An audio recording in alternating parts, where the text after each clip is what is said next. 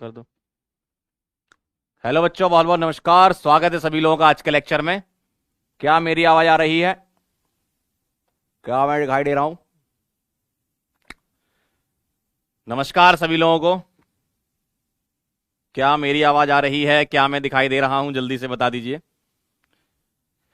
भारी मात्रा में लोग जुड़ चुके हैं आज हमारे साथ। 3.5 करोड़ जुड़े हुए हैं। कोमल, नीत, अच्छा नीट एस्पिरेंट है इनका नाम। तुम्हारा नाम नीत ही रख देते हैं भाई।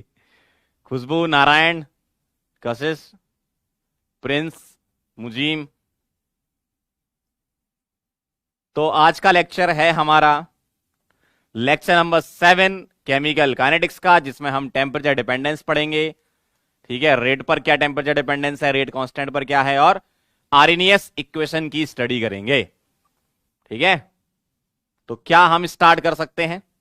तो लेक्चर नंबर 7 हमारा जो स्टार्ट होने जा रहा है, उसके पहले पहले तो गोल देख लो आज का क्या है अपना। आज का गोल अपना ये है, ठीक है, टेम्परेचर डिपेंडेंस, आर्रहनियस इक्वेशन और प्रैक्टिस करेंगे। लेकिन आपके कुछ डाउट मैंने देखे थे, बहुत सारे डाउट का तो मैंने ऑडियो में आपको रिप्लाई दे दिया है, और कुछ डाउट जो आपके ज्यादातर बच्चे आपके बैच से पूछे हैं, वो पूछा गया है ये सवाल कि सर इस वाले क्वेश्चन में आपने रेट को कैसे लिखा। तो ये क्वेश्चन हम डिटेल में सॉल्व कर चुके हैं। बस मैं आपको कुछ तरीके बता देता हूं, कुछ चीजें बता देता हूं, जिससे क्लियर हो जाएगा। क्या जैसे हमने रेट यहां लिखा था, क्या सॉरी सॉरी स्क्वायर, हमने यहां रेट क्या लिखा था बेटा, देखना जरा। हमने रेट लिखा था आर इज इक्वल टू के पार्शियल प्रेशर ऑफ रिएक्टेंट, जिसको हमने क्या माना था, ए। इसको क्या माना था, ए माना था। ये क्या था तुम्हारा, बी, और ये क्या था, सी। क्लियर है? तो आर इज इक्वल टू के इंटू पी कैसे लिख दिया? ये कई लोगों ने पूछा सर ये कैसे लिख दिया। अरे ये कुछ नहीं, वही है, रेट इज इक्वल टू क्या लिखोगे, के इंटू कॉन्सेंट्रेशन ऑफ ए लिखा करते थे ना। अब हम इस कॉन्सेंट्रेशन को नहीं लिख रहे हैं, हम रेट को प्रेशर के फॉर्म में लिख रहे हैं। लिख सकते हैं, है ना, हम रेट को प्रेशर के फॉर्म में लिख रहे हैं, लिख सकते हैं, क्या दिक्कत है। तो हमने ये प्रेशर के फॉर्म में लिखा है। लेकिन रेट कब पूछी है, जब टोटल प्रेशर 0.65 होगा।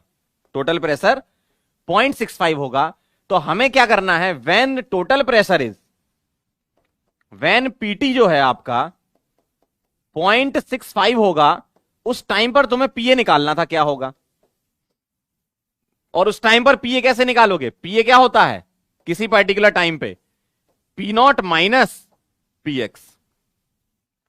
तो तुम्हें 0.65 का पीएक्स निकालना पड़ेगा भाई। पीए निकालने के लिए तुम्हें पी नॉट माइनस पीएक्स लिखना पड़ेगा। तो 0.65 जब प्रेशर होगा, उस टाइम पर तुम्हें क्या निकालना होगा, पीएक्स। ठीक है, और वो कैसे निकलता है, वो कैसे निकलता है भाई, P not minus PX plus PX plus px, ये तुम्हारा क्या होता था, पीटी। तो तुम्हें पीटी कौन सा वाला रखना पड़ेगा, ये रखना पड़ेगा 0.65। क्यों? क्योंकि आपको ये वाला जो पीएक्स है, ये कौन सा वाला निकालना है, 0.65 वाला निकालना है। तो मैं इसको इधर ले जाऊंगा, तो माइनस पी नॉट, और माइनस पी नॉट कितना था अपना, 0.5 था ना, हाँ 0.5 था ये। तो आपका पीएक्स ये आएगा। और जब तुम पीए लिख रहे होगे तो क्या लिखोगे, पी नॉट माइनस पीएक्स लिखोगे ना। तो इसका मतलब क्या है, पी नॉट कितना है, 0.5, माइनस पीएक्स कौन सा वाला रखना है, 0.65 वाला रखना है। यहां लोगों ने गलती करी थी। तो ये हो जाएगा 1 माइनस 0.65 और 0.35 आ जाएगा पीए। और के तुम पहले निकाल चुके थे, है ना, ठीक है, के तुम पहले निकाल चुके थे। के कैसे निकाला था तुमने, K is equal to 1/t ln P not upon P not minus PX. अब यहां वाला जो पीएक्स निकालोगे, वो तो उस टाइम का निकालोगे ना, ये वाला जो टाइम आप पुट करोगे। तो ये टाइम कौन सा, 100 सेकंड है। तो 100 सेकंड पर आप पीटी 0.6 लेकर फिर पीएक्स निकालोगे, है ना। तो 100 सेकंड पर तुम निकालोगे ये। तो आपको यहां जो पीएक्स निकालना है, और पी नॉट तो फिक्स है 0.5, तो यहां का जो पीएक्स आएगा वो क्या आएगा, P not minus PX plus PX plus PX is equal to 0.6। जब तुम के निकालने जाओगे तो 0.6 रखना है। समझ गया बात को, ये कट जाएगा तो पीएक्स यहां से क्या आ जाएगा, 0.6 माइनस पी नॉट कितना था 0.5, तो पीएक्स यहां से आया था 0.1। तो ये वाला पीएक्स के निकालने के लिए है, ये के, ये वाला पीएक्स, और ये वाला पीएक्स कौन सा वाला है, जब तुम 0.65 पर पीए निकालने जाओगे, समझे ना। पूरा डिटेल में हमने सॉल्व कर रखा है, बस ये दिक्कत थी आप लोगों को थोड़ी सी, है ना। क्लियर, डन, चलो भाई बहुत ही बढ़िया, वेरी नाइस। समझ गए कहानी, दोनों पीएक्स में क्या डिफरेंस है। एक सवाल ये पूछा है सर पार्शियल प्रेशर ऑफ ए पूछा है, तो आपने पी नॉट क्यों नहीं लिया। जब कभी भी हम सवाल को सॉल्व करते हैं तो रिएक्शन कराने के बाद प्रेशर निकालना है, कुछ मेंशन नहीं है यहां पर। या तो वो यहां ये बोल देते कि the initial partial pressure of A, ऐसा बोल देते, या इनिशियल प्रेशर ऑफ ए, तब हम पी नॉट मानते ना, पी नॉट हम तब निकालते। आपसे बोला है द पार्शियल प्रेशर ऑफ ए, इसका मतलब एग्जामिनर चाहता है कि आप रिएक्शन कराओ और उस टाइम पर फिर प्रेशर निकालो। तो जो हम पीए निकालेंगे वो कब का निकालेंगे, पी नॉट माइनस पीएक्स, ये लिखेंगे। तो हमने सवाल में पी नॉट माइनस पीएक्स निकाला था, ठीक है, क्लियर है एकदम। अगर वो लिख देते कि इनिशियल प्रेशर बताओ कितना है, तो हम आंसर पी नॉट देते। उन्होंने कुछ नहीं लिखा, मतलब एग्जामिनर चाहता है कि आप रिएक्शन को ऑब्जर्व करो और फाइनल प्रेशर, जब फाइनल रिएक्शन जब हो जाए उस टाइम पर क्या क्या प्रेशर है वो निकाल लो। तो आपसे ए का पार्शियल प्रेशर पूछा था, तो पी नॉट माइनस पीएक्स होगा। क्लियर है एकदम, ठीक है। तो ये कहानी थी।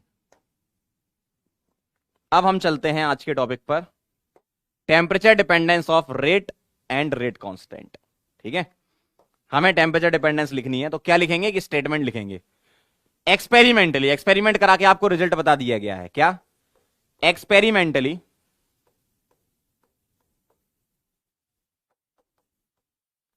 it has been found that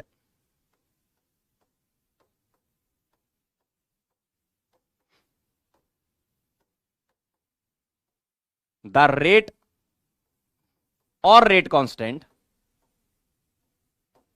क्योंकि रेट इज इक्वल टू के इनटू कॉन्सेंट्रेशन होता है, तो रेट ऑब्जर्व करो या रेट कांस्टेंट करो, दोनों का सेम ही रिलेशन होता है ना।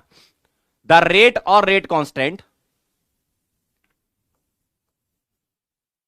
of a chemical reaction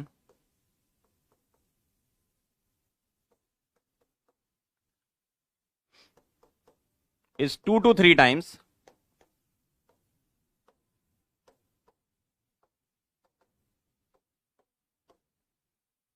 per 10 degree centigrade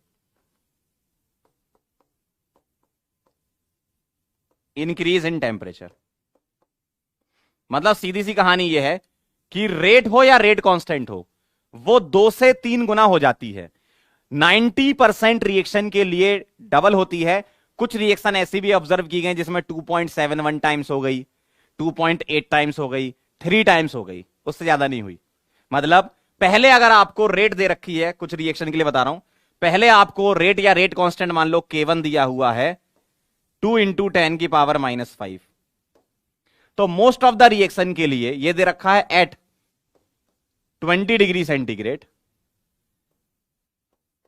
तो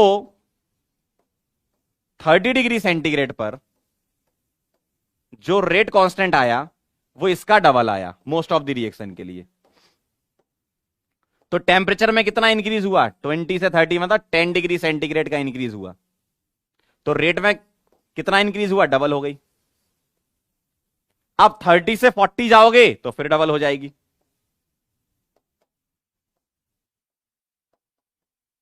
इसकी डबल हो गई। तो बहुत सारी रिएक्शन के लिए ऐसा देखा गया कि 10 डिग्री सेंटीग्रेड इंक्रीज करने पर रेट कांस्टेंट या रेट डबल हो जाता है।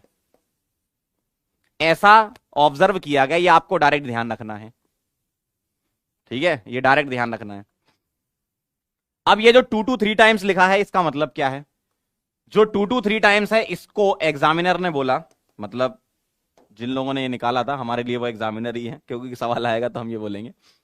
इसको बोलते हैं टेम्परेचर कॉफिशिएंट, टेम्परेचर कॉफिशिएंट, जिसको हम रिप्रेजेंट करते हैं म्यू से। सवाल में अगर नहीं दिया है तो हम बाय डिफॉल्ट टेम्परेचर कॉफिशिएंट 2 ले लेते हैं। अगर सवाल में टेम्परेचर कॉफिशिएंट दिया है तो हमें वो लेके सॉल्व करना पड़ेगा। सर सॉल्व कैसे करेंगे, ऐसे बार बार लिख के करेंगे क्या?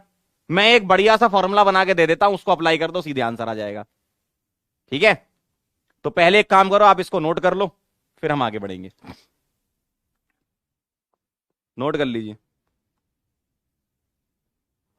लाइट कम लग रही है? नहीं यार, ठीक ठाक लग रही है लाइट तो।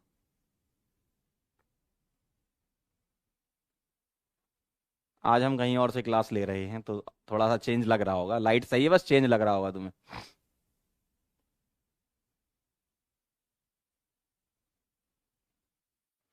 मैं आपको फॉर्मूला क्यों बताऊंगा? मान लो आपसे बोला गया है 20 डिग्री सेंटीग्रेड पर रेट कांस्टेंट इतना है, बताओ 80 डिग्री पे क्या होगा? तो आप बार बार थोड़ी करोगे 20 से 30 डबल, 30 से 40 डबल, 40 से 50 डबल, 50 से 60 डबल, 60 से 70 डबल, 70 से 80 डबल, टाइम लग जाएगा ना। तो एक ऐसा फॉर्मूला हो जिससे अपन तुरंत आंसर निकाल लें, है ना।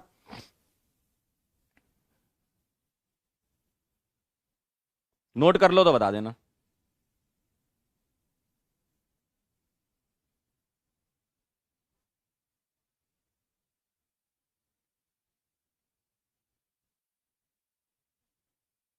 डन।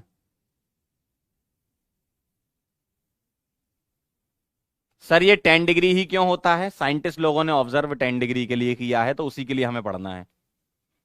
सर कोई और डिग्री हो सकती है? बिल्कुल हो सकती है, जो फॉर्मूला बताऊंगा उसमें पुट कर देना। डन है। चलिए भाई देखना। अब हम क्या लिखेंगे? सीधा साधा फॉर्मूला लिखेंगे और उससे आप सॉल्व किया करोगे इस टाइप के सवाल। सीधा फॉर्मूला क्या बनेगा? K2/K1, ठीक है, या R2/R1, रेट के लिए भी लिख सकते हो, रेट कांस्टेंट के लिए भी लिख सकते हो, है ना। इसके लिए भी लिख सकते हो, इसके लिए भी, किसी के लिए भी लिख सकते हो, कोई दिक्कत नहीं। Is equal to mu times, मतलब म्यू की पावर, ऐसा बोल दो, म्यू टाइम्स नहीं, म्यू की power delta T divided by 10। मैंने फॉर्मूले के फॉर्म में लिख दिया। अब मुझे एक बात बताओ, डेल्टा टी क्या लिखोगे? डेल्टा टी क्या है? डेल्टा टी है टेम्परेचर डिफरेंस। जितना भी टेम्परेचर डिफरेंस आपको दिया गया है वो आप डायरेक्ट लिख दो। टेम्परेचर डिफरेंस डेल्टा टी को मैं लिख रहा हूं T2 - T1, सीधा सीधा। अब मुझे एक बात बताओ, अगर टेम्परेचर डिग्री सेंटीग्रेड में है तब भी डिफरेंस वही आएगा। टेम्परेचर मान लो कभी आपकी जिंदगी में केल्विन में दे दिया उन्होंने, तब भी डिफरेंस तो सेम ही आएगा ना। तो डिफरेंस सेम रहता है, तो अब टेम्परेचर डिफरेंस चाहे तुम डिग्री सेंटीग्रेड में रख लो, चाहे तुम केल्विन में रख दो। अब आप बोलोगे सर आपने तो डेफिनेशन में डिग्री सेंटीग्रेड लिखा। बेटा हम फॉर्मूला बना रहे हैं ना, ये हमारा फॉर्मूला है, हमें तो डिफरेंस चाहिए। अब चाहे तुम उसको डिग्री सेंटीग्रेड में कर लो, चाहे उसको केल्विन में कर लो, सेम ही आएगा ना। डिफरेंस तो सेम ही आएगा ना टेम्परेचर का। मान लो तुमसे बोला है कि 20 डिग्री और 40 डिग्री का डिफरेंस बताओ, तो आप 20 बोलोगे। और 20 डिग्री को केल्विन में कन्वर्ट करोगे, 40 डिग्री को केल्विन में कन्वर्ट करोगे, तब भी डिफरेंस 20 ही आएगा, है ना। तो टेम्परेचर डिफरेंस यहां पुट कर देना। म्यू आपको क्वेश्चन में गिवन होगा, नहीं दिया है, क्या लिख रहा हूं मैं? म्यू गिवन होगा क्वेश्चन में। If mu is not given, अगर आपको म्यू गिवन नहीं है तो हमें म्यू को क्या ले लेना है? 2। टेम्परेचर कॉफिशिएंट दिया जाएगा, नहीं दिया है तो 2 ले लेना। सीधा सा सवाल होता है, बहुत ज्यादा इसमें सोचने की जरूरत नहीं है। एक्सपेरिमेंट करा के आपको फाइनल रिजल्ट बता दिया गया है, सवाल दिया जाएगा, सॉल्व कर लेना, खत्म है ना। बहुत ज्यादा इसमें आपको सोचने की जरूरत ही नहीं है। K1 दिया जाएगा, K2 निकाल लोगे, K2 दिया जाएगा, K1 निकाल लोगे, R1 दिया जाएगा, R2 निकाल लोगे, R2 जो है R1 निकाल लोगे।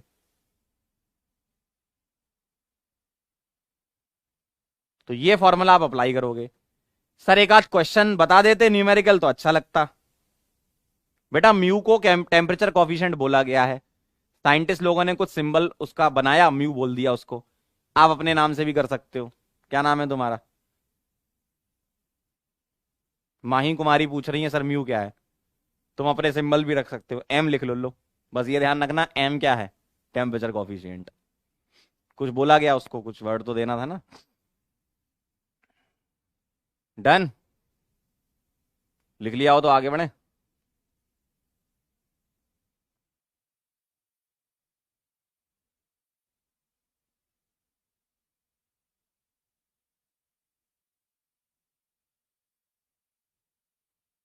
एक कह रहा है सर म्यू 1 क्यों नहीं है? जब तुम्हें एक्सपेरिमेंट करके बता दिया गया कि म्यू 2 से 3 टाइम्स होता है तो वही रखोगे ना कि 1 रखोगे? ऑब्जर्वेशन है बेटा, ऑब्जर्वेशन है। ठीक है, चलो आगे बढ़ते हैं। सवाल में कैसे अप्लाई करना है वो सीखो। इफ टेम्परेचर कॉफिशिएंट इज 2, देखो सवाल में दे ही रखा है 2, तो ये म्यू हो गया। टीसी मतलब temperature coefficient. Then calculate rate of reaction at 60 degree centigrade, है ना, इसको मैं T2 बोल देता हूं। If at 20 degree centigrade rate of reaction is R, तो मैं R1 को R लिख रहा हूं, T1 दिया है, T2 दिया है, म्यू दिया, सब कुछ दिया है, आंसर आ जाएगा। R2 by R1 is equal to लिख दोगे म्यू की पावर डेल्टा T बाई 10। तो क्या आ जाएगा? R2, R1 कितना है R, म्यू कितना है 2, डेल्टा टी कितना आ जाएगा, निकाल लेना जरा डेल्टा टी। 60 माइनस 20 कितना होता है बेटा? 40। बहुत आसान है भाई। 40 बाई 10, जीरो से जीरो उड़ा सकते हैं ऐसे। R2 by R is equal to 2 की पावर 4 कितना होता है? 16। तो R2 कितना आ गया? 16 टाइम्स R। खत्म आंसर। कितना आसान है यार, बहुत आसान है भाई, बहुत ही ज्यादा आसान है। ठीक है, बहुत ही ज्यादा आसान है ये। आ गया होगा सबका आंसर? 16R, वेरी गुड, बहुत बढ़िया। आया सबका? ये कहानी है। अब आपको फॉर्मूला नहीं लगाना, डायरेक्ट करना, डायरेक्ट कर लो। कैसे? 20 डिग्री से 30 डिग्री जाओगे, 20 डिग्री से 30 डिग्री जाओगे, तो रेट कितनी हो जाएगी? 20 पर आर थी तो डबल हो जाएगी, क्यों? कॉफिशिएंट 2 है, टेम्परेचर कॉफिशिएंट। तो आर से 2R हो जाएगी कब? जब 20 से 30 जाओगे। 30 से 40 जाओगे तो 2R का डबल 4R। सही है। 40 से 50 जाओगे, 4R का डबल 8R। 50 से 60 जाओगे, 8R का डबल 16R। ऐसे भी कर सकते हो, है ना। बहुत ही ज्यादा आसान है।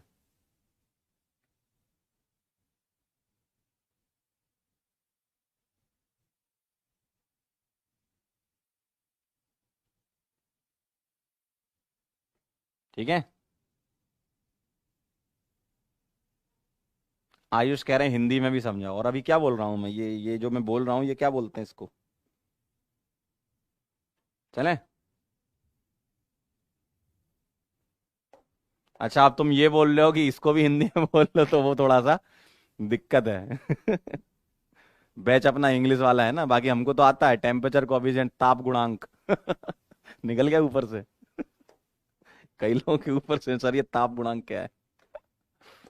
चलो भाई, एक सवाल करके बताइए जरा फटाफट से।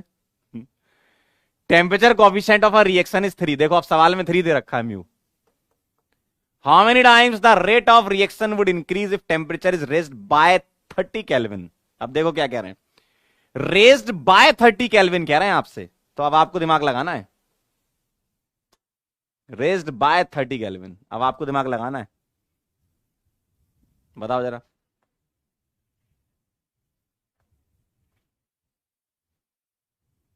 बोलो, क्या लग रहा है?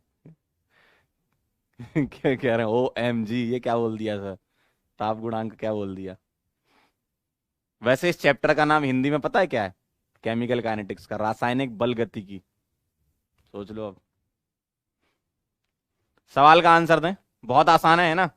क्या है देखो, क्या निकालना है भाई? How many time the rate of reaction बढ़ो के R2 by R1 is equal to mu की power delta T by 10। R2 by R1 is equal to mu 3 ले लिया आपकी बार, और ये रेस्ड बाय लिखा है ना, रेस्ड बाय मतलब डेल्टा टी ही दे रखा है आपको 30। ठीक है, केल्विन में दें चाहे डिग्री सेंटीग्रेड में, डिफरेंस तो सेम ही रहता है, 30/10। तो R2 बाय R1 कितना हो गया बेटा? 3 की पावर 3, और 3 की पावर 3 कितना होता है बेटा? 27। तो R2 is equal to 27 times R1। तो कितने टाइम्स हो गई है बेटे? चेन्नई टाइम्स। क्या क्लियर है आपको? आसान है एकदम, बढ़िया मजेदार सवाल होता है। नोट कर लो जल्दी से, फिर आगे बढ़ते हैं। सबका आंसर आ गया होगा जिनने पेन चलाया होगा। जो मुंह उठा के देख रहे होंगे बस वो देख ही रहे होंगे कि चल क्या रहा है ये। क्लियर है बेटा?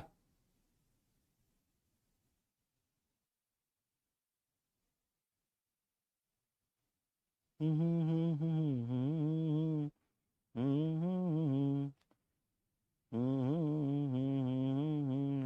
कोई दिन नहीं।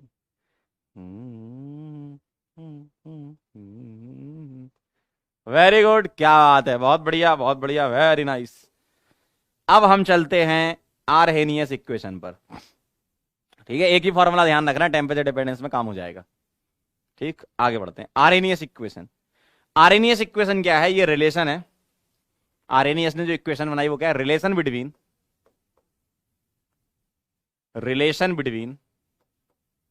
के एंड टी। के और टी का रिलेशन है, मतलब रेट कांस्टेंट और टेम्परेचर का रिलेशन है। एक रेट और टेम्परेचर का भी होता है, वो मैं कलीजन थ्योरी में बताऊंगा आपको, है ना, नेक्स्ट टर्न पे। अभी हम पढ़ेंगे के और टी के बीच का रिलेशन। के क्या होता है? Rate constant. टी क्या होता है? टेम्परेचर। क्या रिलेशन होता है? ये रिलेशन होता है K is equal to A E to the power minus E A by R T. ये इक्वेशन आपको एकदम बाय हार्ट याद करनी है। ठीक है, यहां पर के क्या है? रेट कांस्टेंट, जानते हो आप बचपन से, मतलब जब से चैप्टर चालू हुआ है। ठीक है, ए जो होता है, ए को बोलते हैं आरेनियस कांस्टेंट। ए को बोलते हैं आरेनियस कांस्टेंट, या इसका एक और नाम है, इसको फ्रीक्वेंसी फैक्टर भी नाम दिया गया।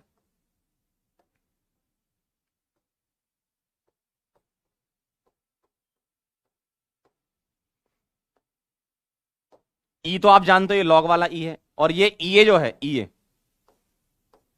ई होता है एक्टिवेशन एनर्जी। अभी हम एक्टिवेशन एनर्जी को डिटेल में डिस्कस भी करेंगे आज, है ना, एक्टिवेशन एनर्जी। और आर क्या है? Universal gas constant. और आर की तीन वैल्यू होती हैं, 0.0821 लीटर एटीएम पर मोल केल्विन।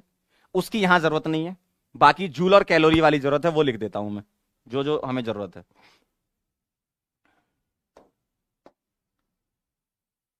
इसको आपको लेना है 8.314 जूल पर मोल केल्विन में यूनिट होती है इसकी, ये वैल्यू और ये यूनिट। और इसको फॉर न्यूमेरिकल पर्पस हम लिख देंगे 25/3 होता है ये 8.314, ताकि आसान हो जाए कैलकुलेशन।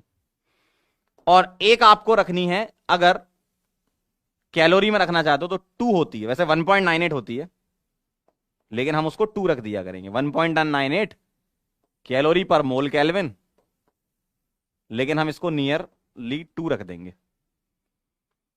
अगर आपको एक्टिवेशन एनर्जी जूल में दे रखी है तो ये यूनिट यूज करेंगे, ये वैल्यू यूज करेंगे। और अगर ये कैलोरी में है तो ये वाली यूज करेंगे। ठीक है, ऐसा होता है। तो इस चैप्टर में हमें ये दो वैल्यू की जरूरत पड़ती है। इसकी एक और होती है 0.0821 1/12, जो गैसी स्टेट वाले चैप्टर में यूज करते थे, उसकी यहां जरूरत नहीं पड़ेगी। ठीक है, और टी क्या है यहां पर बेटा? तापमान। टी है बेटा तापमान। टेम्परेचर है जो कि केल्विन में आप रखोगे, केल्विन में ध्यान रखना, केल्विन में। तो ये रेट कांस्टेंट हो गया, ये हो गया आपका क्या? Arrhenius constant. ये एक्टिवेशन एनर्जी, ये गैस कांस्टेंट, और ये टेम्परेचर, और ये लॉक वाला एंटी लॉक वाला है ई, है ना। ठीक है, ये कहानी। तो ये होता है फॉर्मूला के और टी का रिलेशन। अब इसमें हमें जो मेन चीज समझने वाली है वो है ये, व्हाट इज एक्टिवेशन एनर्जी, इसको हमें समझना है। ठीक है, तो अगले पेज पे समझाऊंगा, पहले आप ये रिलेशन नोट कर लो।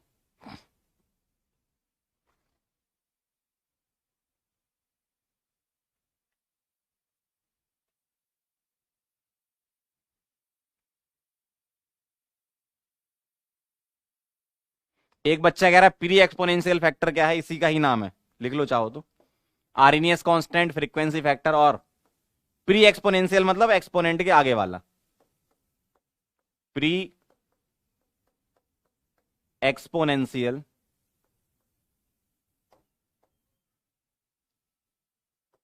प्री एक्सपोनेंशियल फैक्टर भी इसको बोलते हैं। ठीक है, कुछ बुक में ऐसे भी लिखा हुआ है। ठीक है, तो ये भी आप लिख सकते हो। लिख लो तो हम आगे बढ़ेंगे, बता देना मुझे, बस लिख लो तो।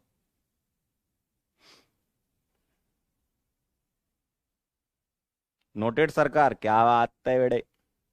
कुछ कुछ मिलता जुलता है क्लॉसियस जैसा, बिल्कुल सही कह रहा है एक बच्चा, लेकिन अलग है। फील वैसी आ रही होगी लेकिन डिफरेंट है दोनों। चलें, क्या मैं आगे बढ़ूं?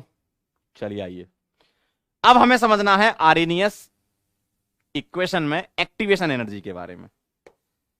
एक्टिवेशन एनर्जी क्या होती है इसके बारे में हम समझते हैं। बहुत आसान सी चीज है।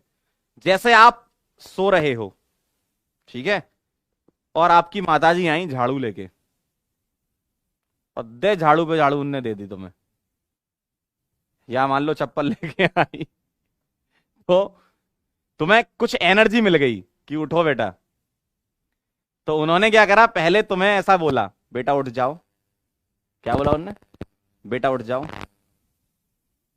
बेटा जो है ख्वाबों में खोया हुआ है। और फिर उनने बोला उठ जाओ, अभी भी ख्वाबों से बाहर नहीं आया है। और फिर उनने दे चप्पल ले तो फिर उठे एकदम से बैठे, मतलब आपको एनर्जी मिल गई। तो वही कहानी रिएक्टेंट मॉलिक्यूल के साथ होती है। रिएक्टेंट मॉलिक्यूल जो होते हैं, जब कभी भी कोई केमिकल रिएक्शन होती है, तो रिएक्टेंट मॉलिक्यूल को एक सर्टेन अमाउंट ऑफ एनर्जी चाहिए, सर्टेन अमाउंट ऑफ एनर्जी चाहिए कि वो रिएक्शन स्टार्ट करे। ठीक है, हर एक इंसान को ऐसा चाहिए। आजकल की दुनिया में आपने नाम सुना होगा मोटिवेशन का, है ना, कि सर समझ नहीं आ रहा है, मोटिवेशन दे दो। या सर जिंदगी में क्या चल रहा है, मोटिवेशन दे दो। सर मेरी लड़ाई हो गई है उससे, मोटिवेशन दे दो। सर वो जवाब नहीं दे रही है, मोटिवेशन दे दो।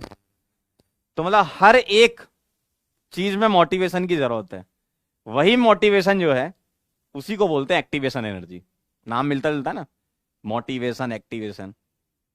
ठीक है, इसका भी नाम मोटिवेशन एनर्जी रख देते ठीक है ना। तो जो आपकी जिंदगी में मोटिवेशन की कमी है ना, वही है ये।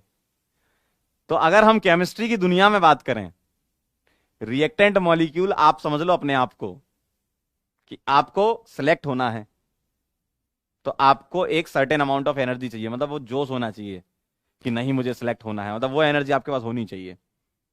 ठीक है, तो वही कहानी है ये एक्टिवेशन एनर्जी, ये जिसको हम बोलते हैं। तो लिखेंगे क्या? The minimum amount of energy, देखो क्या बोला है, the minimum amount of energy, the minimum amount of energy required by the reactant molecules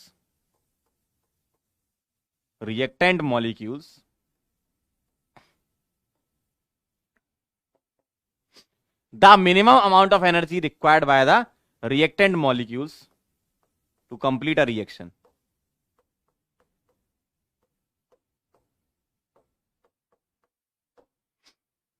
मतलब एक रिएक्शन को कंप्लीट करने के लिए कुछ मिनिमम अमाउंट ऑफ एनर्जी की रिक्वायरमेंट चाहिए, उसको बोलते हैं एक्टिवेशन एनर्जी।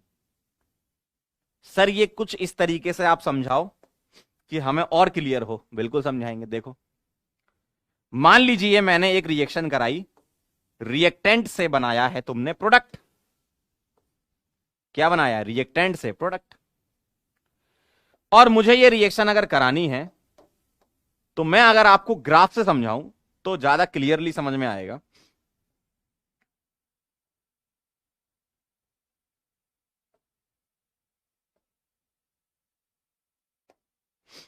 इधर मैं एनर्जी को ऑब्जर्व कर रहा हूं, और इधर मैं टाइम फॉर रिएक्शन, कि रिएक्शन में क्या टाइम लग रहा है, इस तरफ मैं रिएक्शन का टाइम को ऑब्जर्व कर रहा हूं। ठीक है, जिसको हम रिएक्शन कोऑर्डिनेट नाम भी रखते हैं। क्या बोलते हैं? रिएक्शन कोऑर्डिनेट भी नाम है इसका, टाइम फॉर रिएक्शन या रिएक्शन कोऑर्डिनेट। तो ये ग्राफ कुछ ऐसा आता है, मतलब हम इसको ऐसे ही एक हाइपोथेटिकल ग्राफ ऐसे कंसीडर करते हैं कि रिएक्टेंट की अपनी कुछ एनर्जी होगी। देखो, रिएक्टेंट की अपनी कुछ एनर्जी होगी,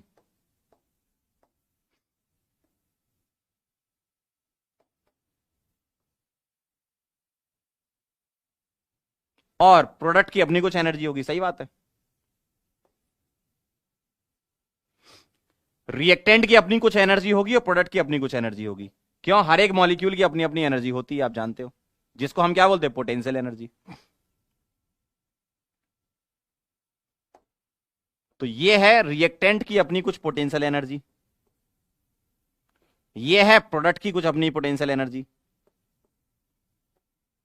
और रिएक्टेंट से जब प्रोडक्ट बनता है, ठीक है, तो रिएक्टेंट की एनर्जी बढ़ती है, इसको कुछ एनर्जी मिलती है, ये पीक तक पहुंचता है और फिर एनर्जी डिक्रीज होकर प्रोडक्ट का फॉर्मेशन हो जाता है।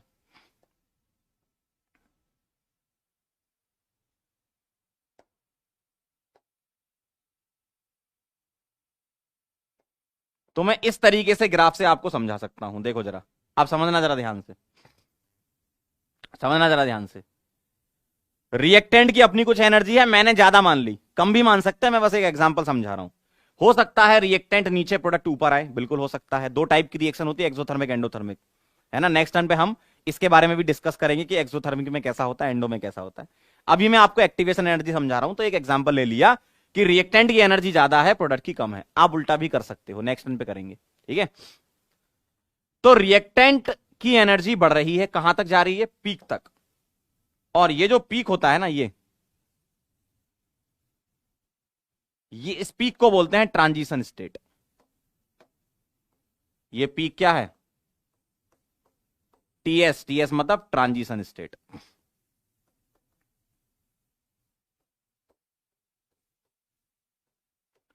और कभी भी कोई भी रिएक्शन होने में, ध्यान से सुनना, कभी भी कोई भी रिएक्शन होने में ऐसा माना जाता है कि अगर तुम ट्रांजिशन स्टेट तक पहुंच गए मतलब रिएक्शन हो गई।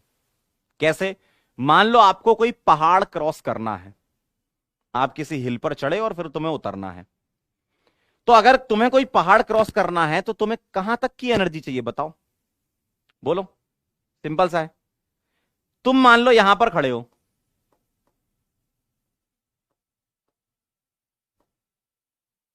ठीक, और तुम्हें इस पहाड़ को पार करना है, तो तुम यहां से चलते जाओगे, चलते जाओगे, चलते जाओगे, चलते जाओगे, चलते जाओगे, चलते जाओगे, चलते जाओगे, बस तुम्हें यहां तक ही तो पहुंचना है, चोटी पर, उस हिल की चोटी पर ही तो पहुंचना है।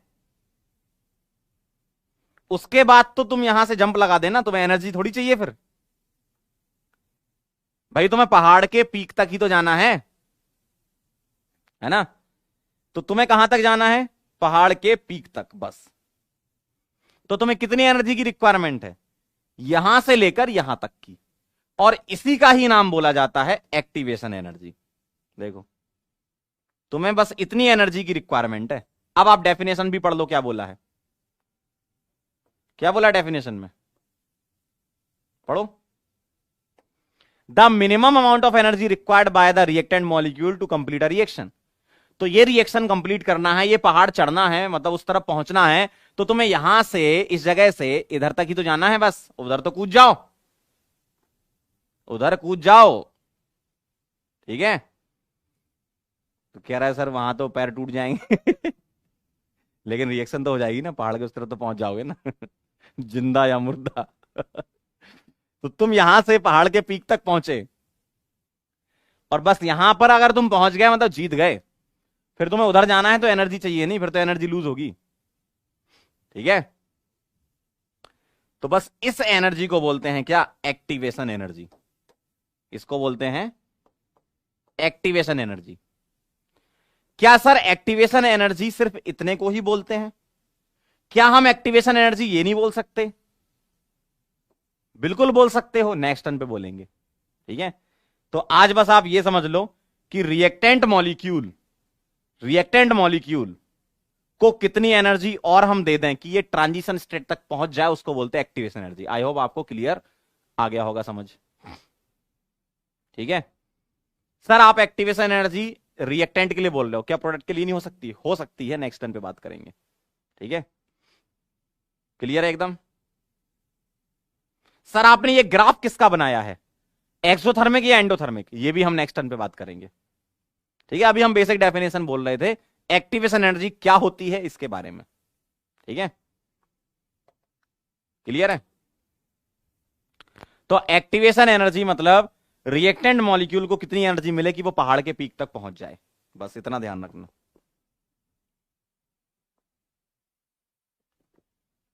ठीक है, अब ये एक्सोथर्मिक है, एंडोथर्मिक है, इसके बारे में हम नेक्स्ट टर्न पे बात करेंगे। क्लियर है एकदम मामला, चलें आगे। डन, बना लो इसको, बना लो बना लो बना लो बना लो। जो लोग बना रहे हैं हम उनको समय देते हैं, 1 मिनट का आपके पास समय है नोट करने के लिए, फिर हम आगे बढ़ेंगे।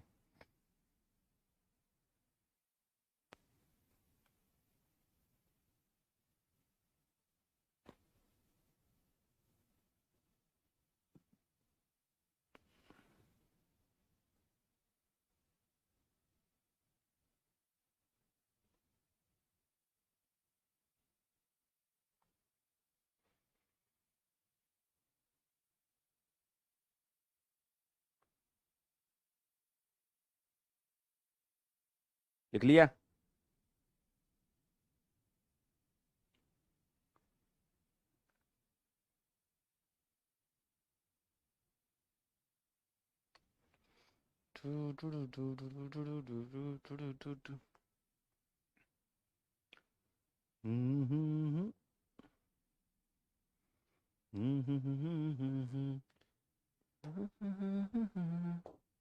चलो भाई, ये हो गया मामला।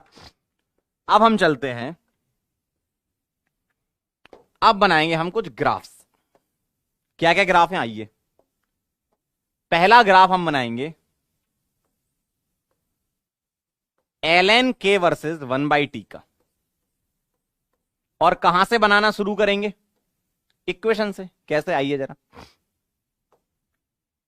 k is equal to A E to the power minus E A by R T होता था अपना। दोनों तरफ ln ले लेंगे, तो ln k is equal to ln a into E to the power minus E A by R T. क्या ये बात सही है? अब यहां प्रॉपर्टी लगा देंगे, वही log a इंटू बी वाली, log a plus log b आ जाएगा। देखो, तो ln k is equal to ln a plus ln E to the power minus E A by R T. अब यहां एक और प्रॉपर्टी लग जाएगी, ln a की पावर b, b ln है, तो ln k is equal to ln a, ये आगे आ जाएगी power minus E A by R T, और ln e, और ln e तो 1 होता है। ठीक है, ln e क्या होता है? 1 होता है। तो आपको ऐसा दिखेगा, इक्वेशन जो बनेगी वो कैसी दिखेगी, देखो। ln k is equal to, मैं इसको पहले लिख रहा हूं minus E A upon R, ऐसे लिख रहा हूं, और इसमें से t बाहर कर रहा हूं इंटू 1/t। ठीक है, प्लस ln a। क्या ऐसे लिख सकता हूं? मैंने रीअरेंज कर दिया बस, है ना। देखो, ln e तो 1 होता है, ये चला गया, इसको मैंने आगे लिख लिया, और उसमें e अपॉन आर बाहर करके लिख लिया, ताकि आपको इक्वेशन समझ आ जाए। क्या ये हो गया आपका y, ये हो गया आपका माइनस m। देखो, नेगेटिव स्लोप, 1/t को मैं x बोलूंगा, और ln a हो जाएगा c, तो y is equal to minus M X plus C. Slope negative, intercept positive, यही आएगा। देखो,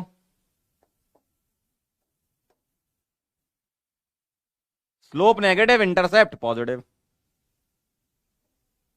देखिएगा। तो ln k और 1/t स्ट्रेट लाइन आएगी,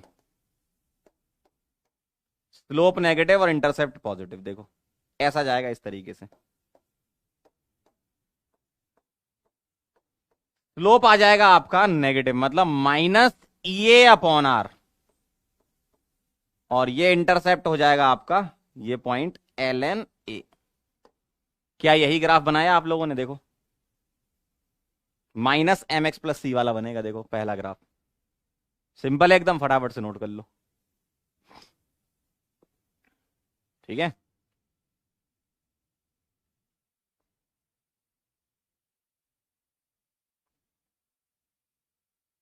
क्लियर है एकदम? पहला ग्राफ नोट कर लो, फिर दूसरे तीसरे पे चलेंगे।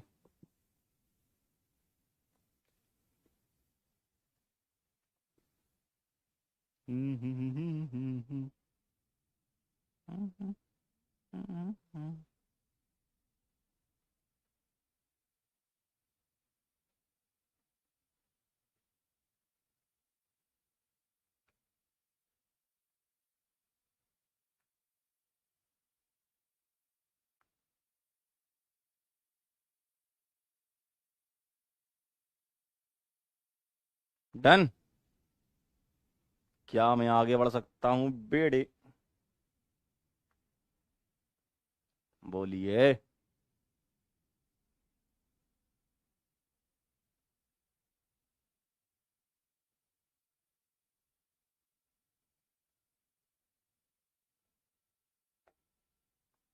चलो अगला देखना जरा।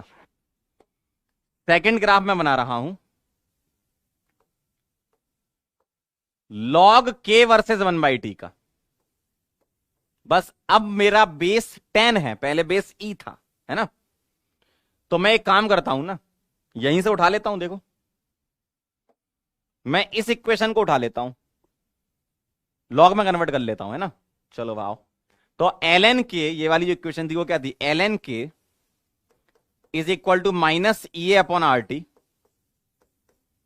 Plus L N A. इसी को मैं लॉग में कन्वर्ट कर रहा हूं। तो एल एन को लॉग में कन्वर्ट करोगे तो एल एन के इधर क्या आ जाएगा? देखो, एल एन के को लॉग में कन्वर्ट करते हो तो 2.3 से मल्टीप्लाई करते हो, 2.303, है ना? या 2.3 भी लिख सकते हो, कोई दिक्कत नहीं। Log K minus E A by R T plus 2.303 log A. अब 2.303 से डिवाइड कर दो सभी में, 2.303 से सभी में डिवाइड कर दो, तो यह आ जाएगा log K is equal to minus E upon 2.303 R T plus log A. ठीक, तो इस इक्वेशन को मैं थोड़ा सा स्प्लिट करके ऐसे लिख रहा हूं। Log K is equal to minus E upon 2.303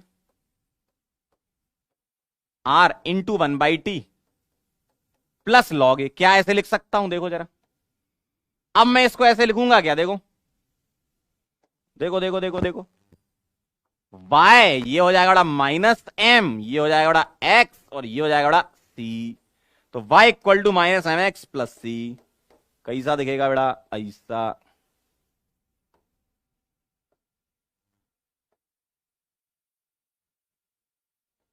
देखो, ग्राफ का नेचर कुछ उसी टाइप का ही होगा, बस आपका स्लोप क्या हो जाएगा? ये हो जाएगा लॉग के। अब बेस 10 में बना रहे हैं अपन, है ना? 1/t, बस स्लोप हो जाएगा अब आपका minus E A upon 2.303 R, और ये हो जाएगा आपका लॉग ए। देखो ऐसा, इंटरसेप्ट। क्लियर? तो वैसा ही ग्राफ है, लेकिन कैसा है? कैसा है? स्लोप अब आपका 2.303 नीचे आने लगेगा, और इंटरसेप्ट एल एन ए की जगह अब लॉग ए हो जाएगा।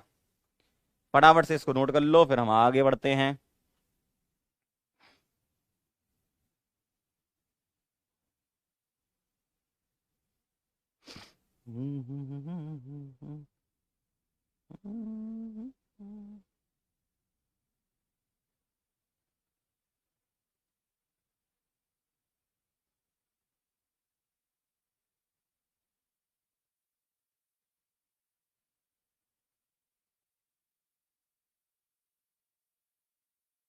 डन।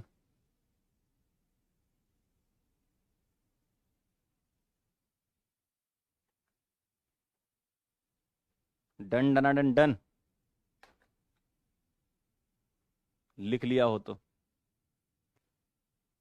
छाप लिए हो? क्या बात है, एक बच्चा कर तो छाप लिए हैं। हो गया। y equal to minus M X plus C type का ग्राफ है। चलो एक लास्ट और बनाते हैं, k वर्सेस t का। k वर्सेस t का ग्राफ होता है, और इक्वेशन है k is equal to A E to the power minus E A by R T. ये है, ठीक है? तो k वर्सेस t का जो ग्राफ आता है वो इस तरीके से आएगा।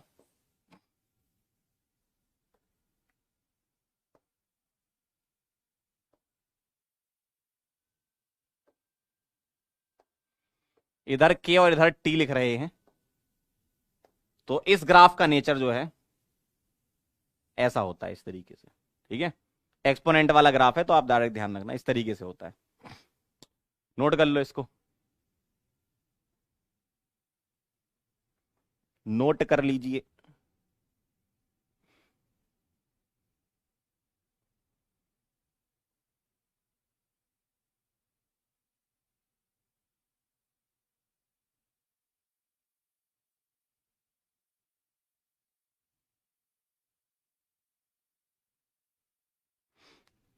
लिख लो तो बता देना।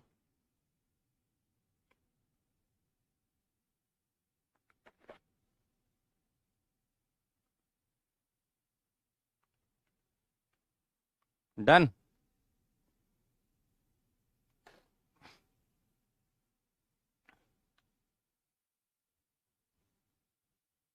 हो गया।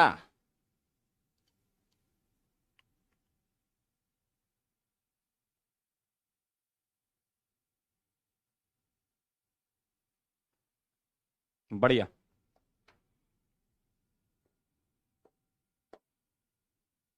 आगे चलते हैं, रिलेशन लिखते हैं K1 और K2 में। मतलब आपको किसी पर्टिकुलर टेम्परेचर पर K1 दिया होगा, किसी दूसरे टेम्परेचर पर K2 निकलवाएंगे, और एक पर्टिकुलर रिएक्शन की कुछ पर्टिकुलर एक्टिवेशन एनर्जी होती है तो वो फिक्स रहेगी, है ना। मतलब relation between K1 and K2 कब, K1 T1 टेम्परेचर पर और K2 T2 टेम्परेचर पर, है ना। और ये क्या है, आपकी कांस्टेंट, हर एक रिएक्शन के लिए फिक्स रहेगी, है ना। तो एक पर्टिकुलर रिएक्शन के लिए हम रिलेशन बना रहे हैं, एक रिएक्शन के लिए रिलेशन बना रहे हैं।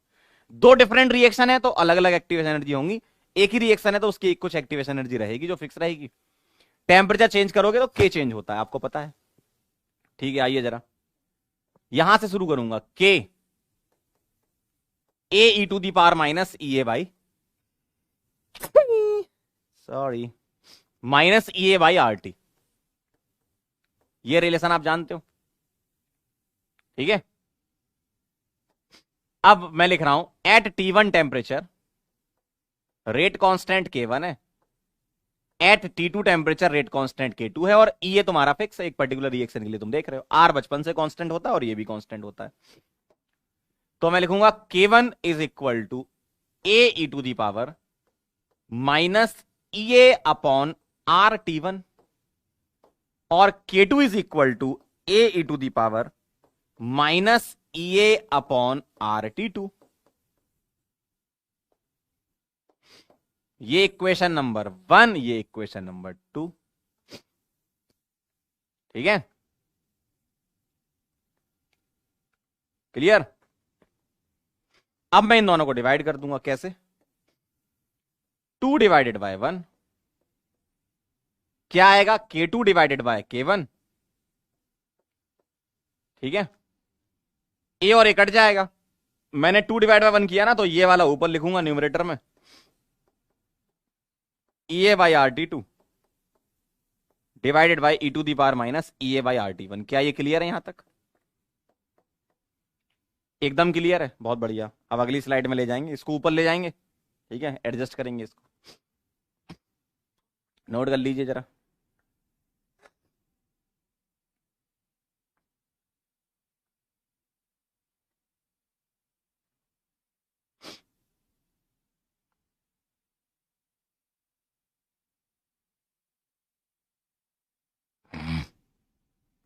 जल्दी से लिख लो, क्या आप लोगों ने लिख लिया है। ओ हाँ, ये तो रिएक्शन है। इक्वेशन नंबर 2 को 1 से डिवाइड कर दिया गया है। क्या आपने लिख लिया है, हम आगे बढ़ सकते हैं। आप अपने आंसर हमें कमेंट बॉक्स में लिखकर बता सकते हैं। वो कमेंट बॉक्स नहीं, वो चैट बॉक्स है। जी हाँ, चैट बॉक्स में लिखकर बताइए। डन। चलो बेटा, बहुत बढ़िया। अब मैंने इनको डिवाइड कर दिया था, क्या करने का, इसको ऊपर ले जाने का। देखो कैसा दिखेगा, K2 बाय K1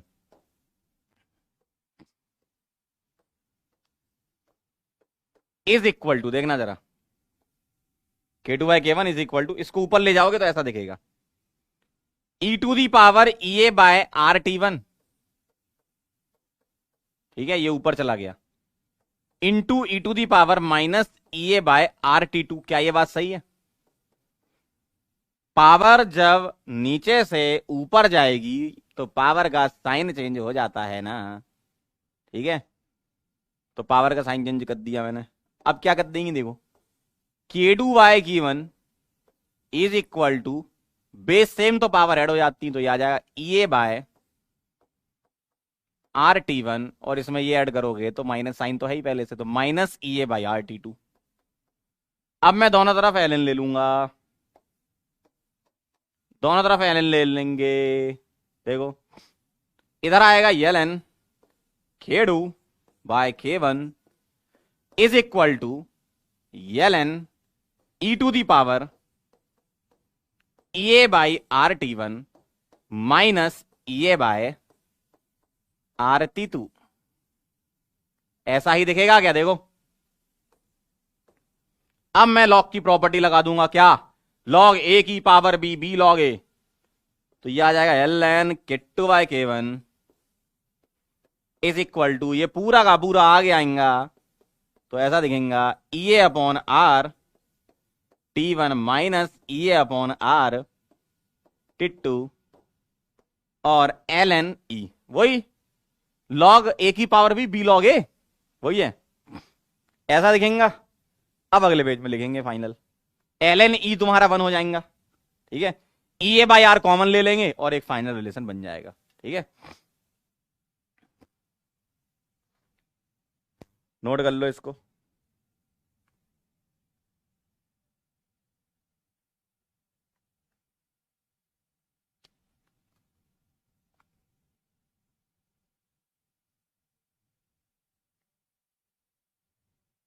नोट कर लो तो बता देना।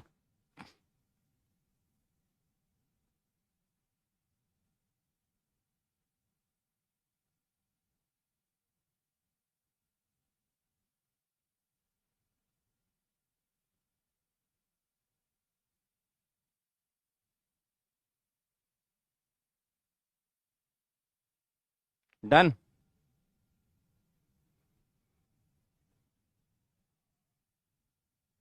डायरेक्ट फाइनल रिलेशन याद रखना है, डेरिवेशन इंपॉर्टेंट नहीं है, तो मैं अभी फाइनल रिलेशन लिख रहा हूं, ठीक है, देखना जरा, मैं यहां पर क्या लिख रहा हूं, ln E माना 1 हो गया, ln E 1 हो गया, EA/R कॉमन ले लेंगे, ठीक है, तो ऐसा दिखेगा, ln K2/K1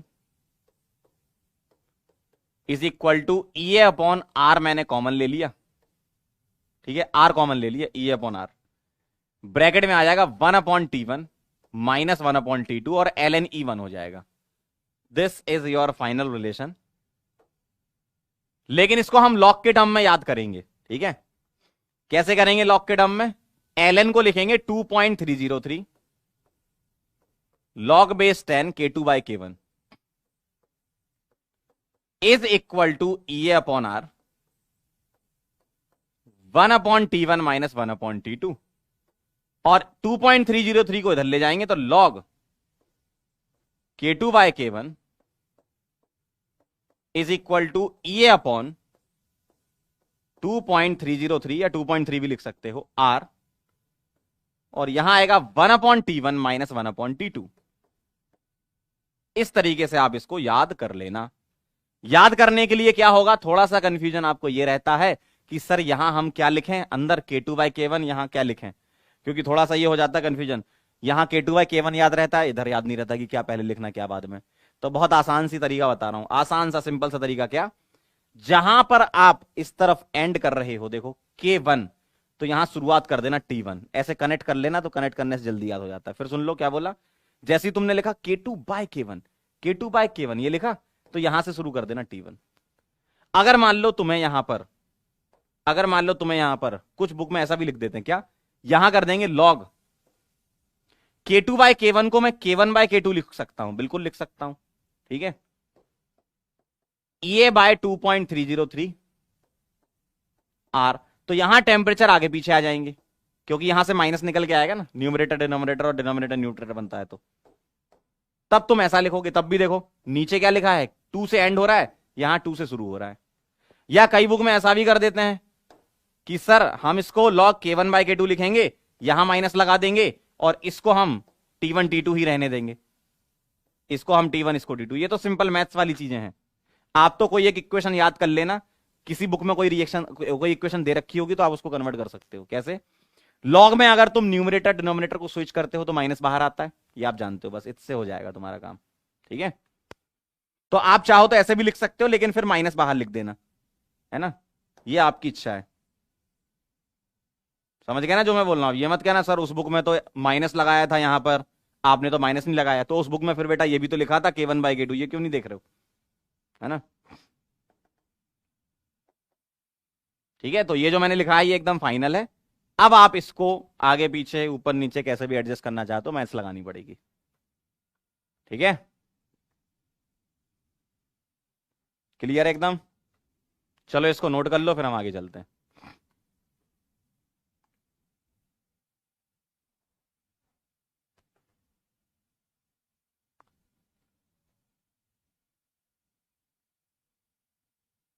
क्लॉसियस की याद आ गई, हाँ मुझे भी।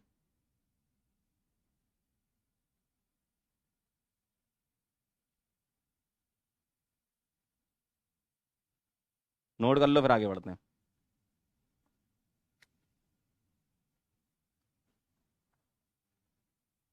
डन।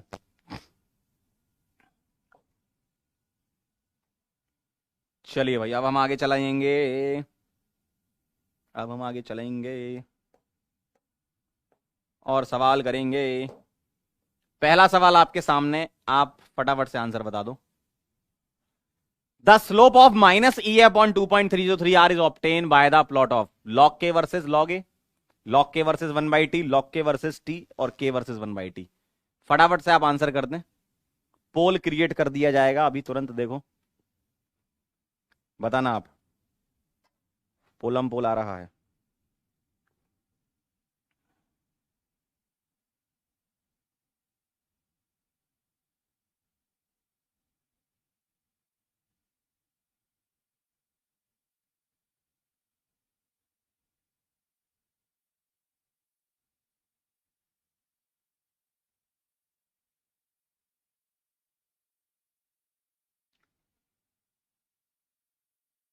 चलिए चेक करते जरा कितने लोगों का आंसर आया, बताओ,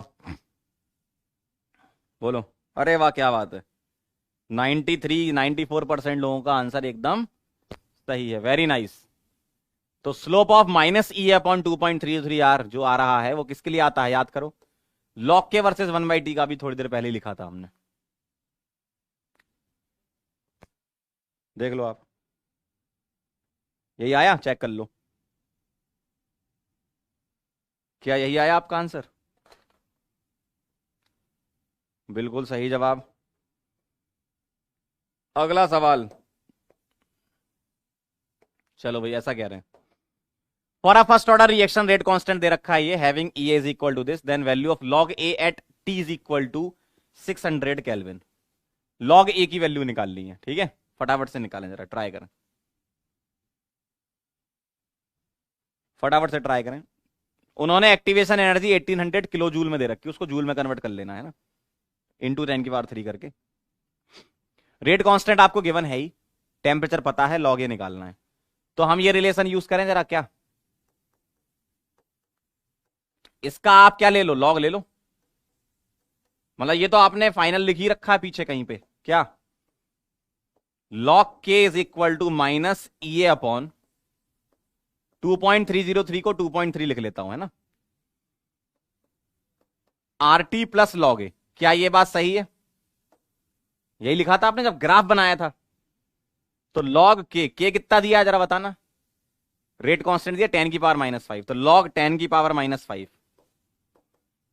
इज इक्वल टू माइनस ये कितना दिया है 1800, और यहां बेटा 10⁻³ कर लेना, क्यों, किलो जूल था ये, किलो जूल को जूल में कन्वर्ट करना पड़ेगा, अपॉन 2.3 इंटू आर को रख रहा हूं 25/3 और टेम्परेचर रख रहा हूं 600। ये आ गया आपका आंसर, प्लस log A, ऐसा। चेक कर लो जरा एक बार, ठीक है। और यहाँ 10⁻⁻5 था, आगे जाएगा तो ये -5 आगे लिख देंगे। आप इसको सॉल्व कर लो, ये कितना आ रहा है, 3 से कट जाएगा, ये 225 का डबल हो जाएगा, 50-500 के आसपास, है ना, 5000। सॉल्व कर लो एक बार, कितना आ रहा है, फटाफट से मुझे आंसर बता दो। डी कह रहे हैं लोग आंसर,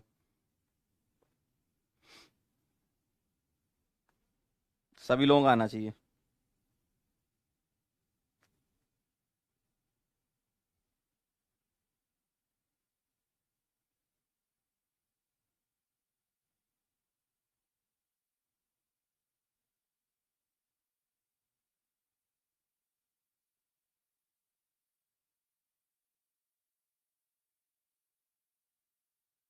क्या लग रहा है?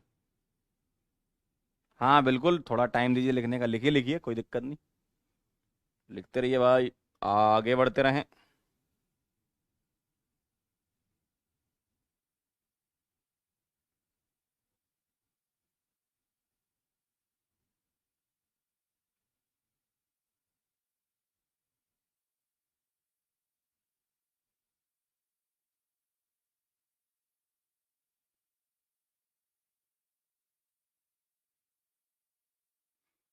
क्या रहा आंसर? डी कह रहे हैं, कुछ सी कह रहे हैं, कुछ ए कह रहे हैं। जनता जो है वो ए के सपोर्ट में ज्यादा दिख रही है मुझे तो, और कुछ डी वाले भी कह रहे हैं।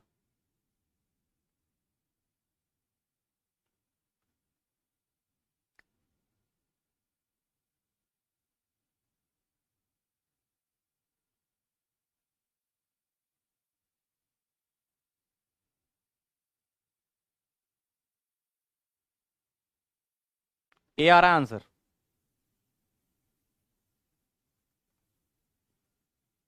ए कह रहे हैं लोग answer. 1800 into 10⁻³ upon 2.3 into 25/3 into 600 की वैल्यू कितनी आ रही है? 156.7। तो -156.7 प्लस लॉग ए, तो यहां से आ जाएगा आपका लॉग ए। 156.7 को मैं उस तरफ ले गया और -5, 151.7। Agra is the final answer. Check कर लो जरा एक बार, क्या आप लोगों का आंसर आगरा आया? क्या आगरा आया आंसर? चेक कर लें।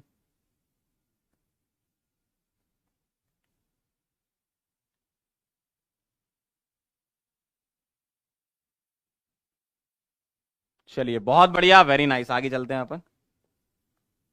अगला सवाल ये वाला करें। के 35 डिग्री सेंटीग्रेड और 34 डिग्री सेंटीग्रेड, यहां डिग्री सेंटीग्रेड है ना,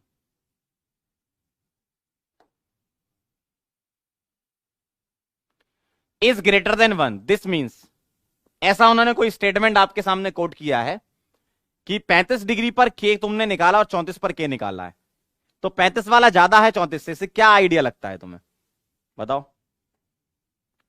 35 वाला ज्यादा है तो क्या आइडिया लगता है? आगरा, बदलापुर, चेन्नई, ढोलकपुर में से बताओ। पोल क्रिएट कर देता हूं, फटाफट से सोचें, दिमाग लगाएं, थोड़ा सा, ज्यादा नहीं।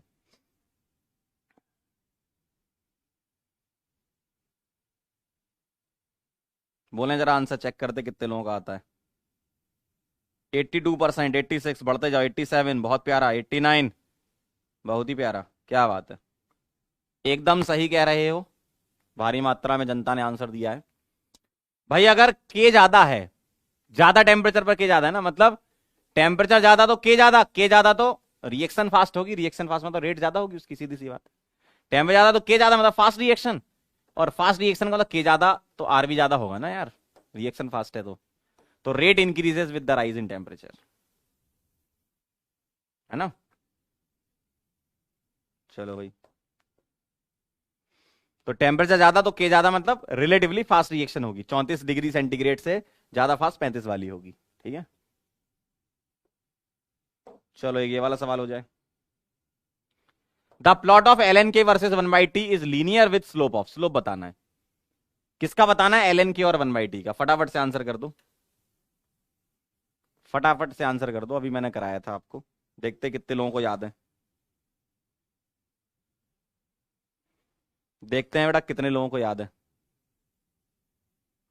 बहुत बढ़िया यार, 88, 90%, 91, बहुत ही प्यारा, क्या बात है, 91%, बहुत बढ़िया। भाई एल एन के वर्सेस 1/t का स्लोप क्या आया था? माइनस ई अपॉन आर, आपकी कॉपी में है, देखो चेक करो।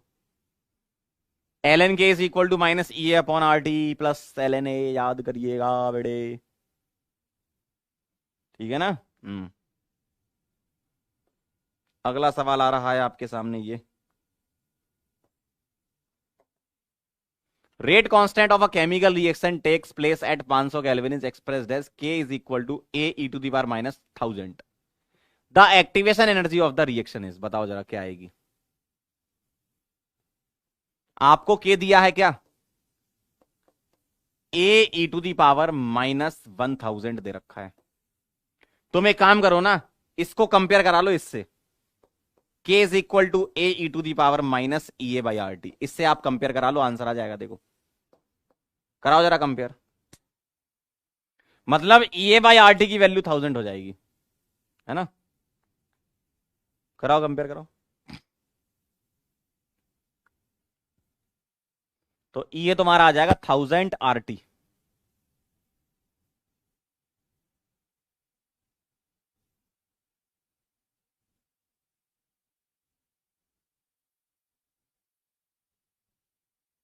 क्या लग रहा है आंसर, बताओ।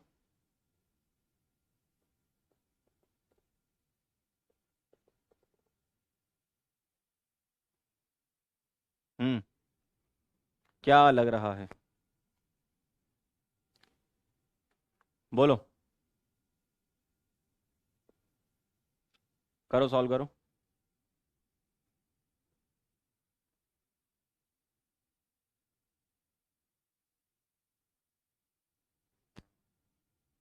बदलापुर लग रहा है, अच्छा। कंपेयर करा लो इन दोनों को, तो मैं इन दोनों से क्या लिख सकता हूं? ए बाय आर टी की वैल्यू 1000 है, तो ये क्या हो जाएगा? 1000 आर टी।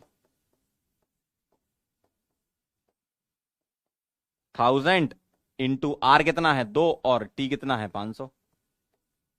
तो 1000 इंटू 1000 मतलब किलो कैलोरी में लिख दो, किलो कैलोरी पर मोल, क्योंकि आर की वैल्यू 2 पुट करनी है ना, क्योंकि ऑप्शन में कैलोरी था, चल रहा था किलो कैलोरी में, है ना? क्लियर है? नोट कर लो, फिर अगले सवाल पे चलते हैं। जल्दी फटाफट से लिख लीजिए, फिर एक सवाल और बचा है उसको कर लेते हैं, फिर हम प्रैक्टिस करेंगे प्रीवियस लेक्चर्स में जो हम पढ़ रहे थे।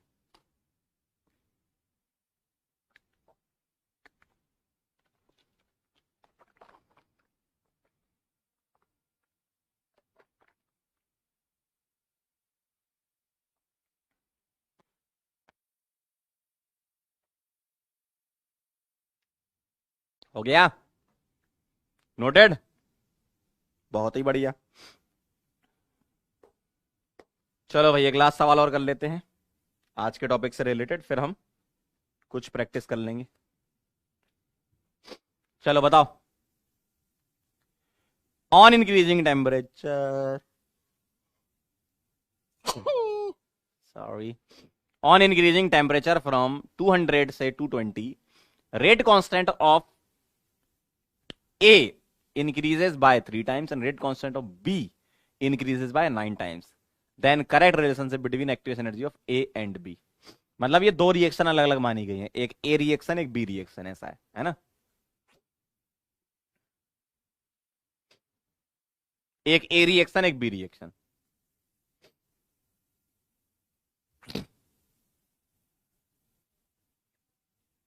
कुछ बच्चे पूछ रहे हैं कि सर क्या चैप्टर खत्म हो गया? नहीं नहीं भाई, कोलिजन थ्योरी बची है, उसको हम कवर करेंगे, है ना?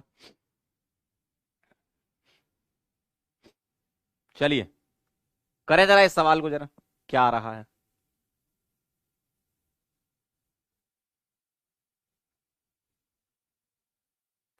एक बच्चा कह रहा है, पिछले सवाल में आर को 2 क्यों ले लिया? बेटा कैलोरी में यूनिट रखते हैं ना अपन, लिखवाया तो था, पढ़ते ही नहीं है तुम। भाई बहुत सारी जनता ना इस बैच की सिर्फ और सिर्फ मुंह उठा के चली आती है, पढ़ा करो भाई।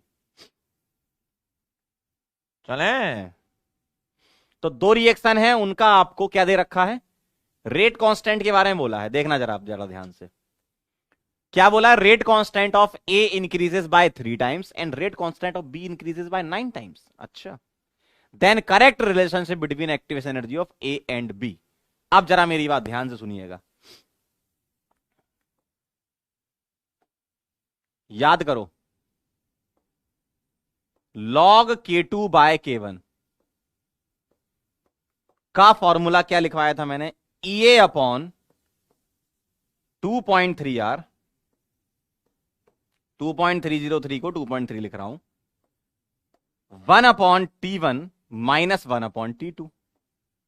अब आप जरा गौर से देखें, मुझे ए के लिए लिखना है और बी के लिए लिखना है, ठीक है, लेकिन टेम्परेचर तो आपको 200 से 220 ए के लिए भी दे रखा है और बी के लिए भी दे रखा है। इसका मतलब यह है कि मैं यहां पर क्या लिखूंगा? log K2 बाय K1, ये किसके लिए? For A, is equal to A किसके लिए? For A, upon 2.3R, 1 upon T1 minus 1 upon T2। देखना T1 T2 तो सेम ही है। सिमिलरली सिमिलरली सिमिलरली सिमिलरली क्या? log K2 by K1 for B, है ना, ये किसके लिए लिखा था हमने? A, इज इक्वल टू ये B upon 2.3R, 1 upon T1 minus 1 upon T2, और ये तो T1 T2 सेम ही है। अब इन दो इक्वेशन को मैं डिवाइड कर दूं,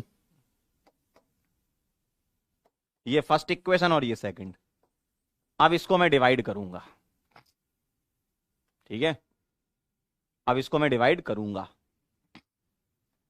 डिवाइड। पहले आप ये नोट कर लो जो लोग लिख रहे हैं। तो मैंने इस रिलेशन का यूज किया, एक बार किसके लिए? ए के लिए, ये किसके लिए? फॉर ए, ठीक है, एक रिएक्शन चल रही है ए और एक दूसरी रिएक्शन बी मानी जिसको, और रिएक्शन बी। अब इनको डिवाइड करेंगे, अच्छा लगेगा, ठीक है।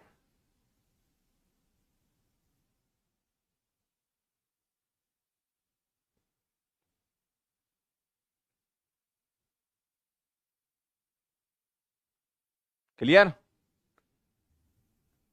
कर दें डिवाइड, लिख लिया हो तो। अब मैं इन दोनों को डिवाइड करूंगा तो क्या आ जाएगा? लॉग। अच्छा मुझे एक बात बताओ, K2 बाय K1 के लिए, ये ए के लिए रेट कांस्टेंट कितना कह रहे हैं? इंक्रीजेस बाय 3 टाइम्स, मतलब K2 जो है वो 3 टाइम्स है K1 का, और यहां B के लिए 9 टाइम्स, तो B का जो K2 है वो 9 टाइम्स है K1 का, तो K2 बाय K1 यहां 3 है यहां 9 है, सही बात है। तो लॉग यहां 3 है K2 by K1 is equal to A, और डिवाइड किया है मैंने दूसरी तरफ, उसका K2 बाय K1 9 है, सही है ना, is equal to A of A upon A of B. बाकी सारा कट गया। देखो जब तुमने दोनों रिएक्शन को डिवाइड किया, रिएक्शन नंबर 1 को डिवाइड किया 2 से, तो 2.3R कॉमन दिख रहा है, कट गया, 1/T1 माइनस 1/T2। टेम्परेचर तो सिम फिक्स दे रखा है दोनों रिएक्शन के लिए, कितना इंक्रीज किया गया है, ठीक है, तो ये कट गया, तो ये आ गया आपका। और इसको मैं लिख सकता हूं 9 को log 3 की पावर 2, log 9 को, और 2 बाहर ले सकता हूं मैं यहां से। देखो आंसर आ गया आपका।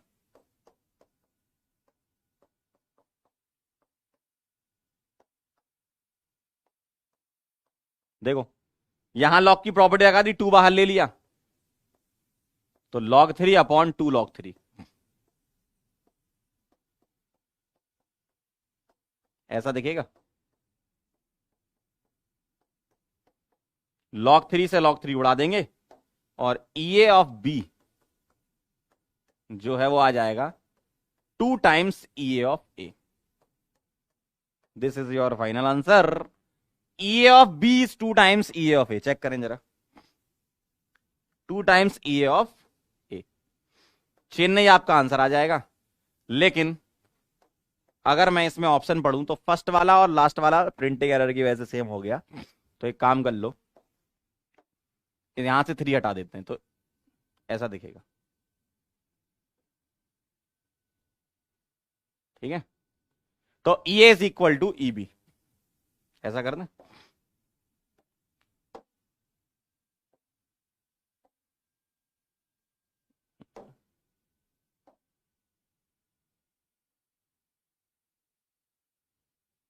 ठीक है, तो वो ऑप्शन गलत था लेकिन प्रिंटिंग एरर थी, ऐसा कर देते हैं। क्लियर है एकदम। तो EB is equal to 2 times of EA। आप समझ गए, टेम्परेचर सेम था T1 T2, तो वो तो कट जाना है। R कांस्टेंट है 2.303 वाला, 2.3 भी कांस्टेंट तो है ना। तो क्या बचेगा, log K2 K1 बचेंगे और आपका EA बचेगा। ठीक है, चेन्नई आंसर आ रहा था, ये आप लोगों ने नोट कर लिया था ना। अब आप ये नोट कर लो, फिर हम आगे चलते हैं, फिर कुछ प्रैक्टिस कर लेते हैं, अच्छा लगेगा।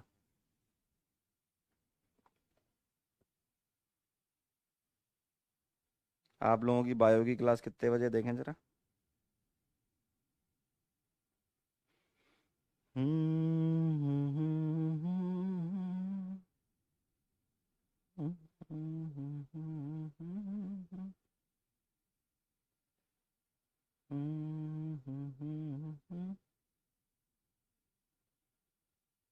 छः 15 पे दे रखी है।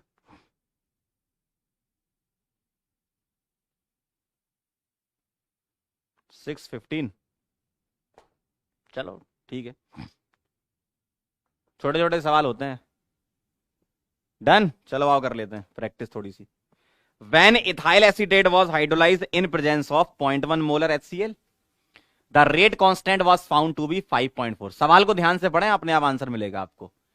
But in presence of 0.1 molar H2SO4, the rate constant was found to be 6.25। Thus it may be concluded that, बताओ जरा, जब तुम्हारा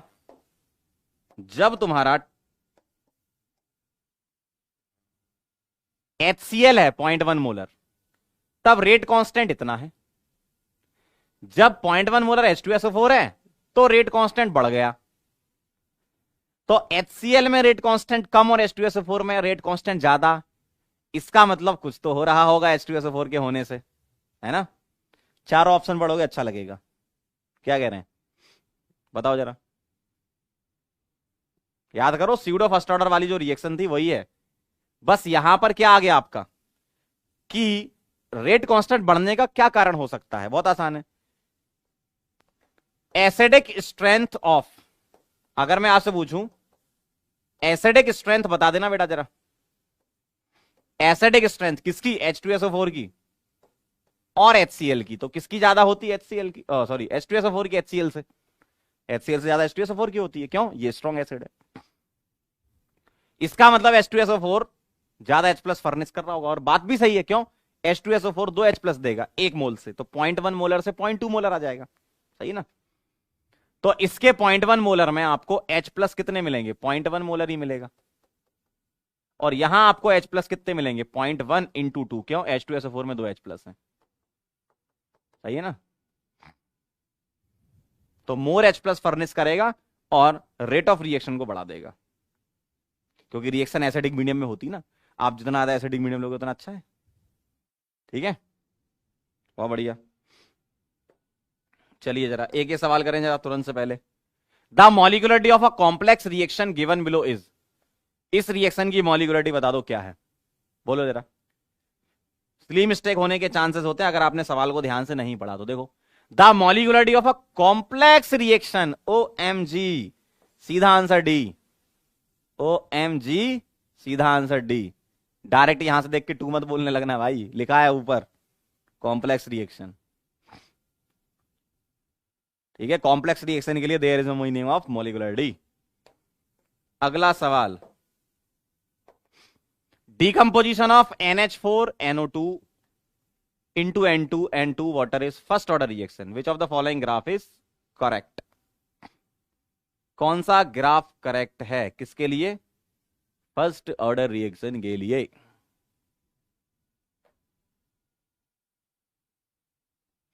मुझे लग रहा है यहां करेक्शन है, लॉन्ग होना चाहिए था, क्योंकि हमने जो बनाया था ना ग्राफ, वो हमने कॉन्सेंट्रेशन वाला नहीं बनाया था, उसका मतलब एक्सपोनेंशियल बना था।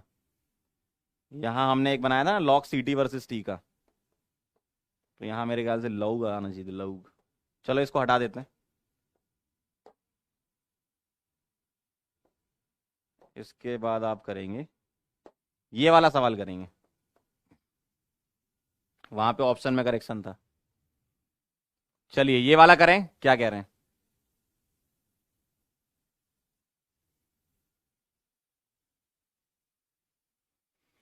Consider the plot for the type of the reaction, ये वाला करें जरा। Minus DA by D T, ये क्या होता है? डीए बाई डी टी वाला आर, ये क्या है आपका आर। तो रेट वर्सेस कॉन्सेंट्रेशन का ग्राफ है, तो ये किसका ग्राफ है? रेट वर्सेस कॉन्सेंट्रेशन का ग्राफ। ये किसके लिए होता है ये बता दो। ये concentration of A versus T, मतलब ये सीटी वर्सेस टी का ग्राफ है, ठीक है, सीटी वर्सेस टी का ग्राफ है। और ये वाला जो है ये दिया है आपको dt नहीं, डीए बाय ए होना चाहिए, क्या होना चाहिए यहां पे? 1/a।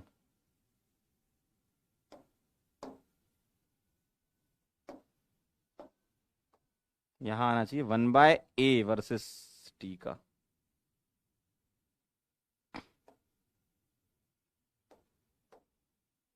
One by A versus T का आएगा क्या? हमने किसका बनाया था? एक मिनट रुको जरा, कुछ यहाँ प्रिंटिंग एरर सी दिख रही है। माइनस डी ए वाई, ये तो रेट वर्सेस कॉन्सेंट्रेशन का हो गया, ठीक है।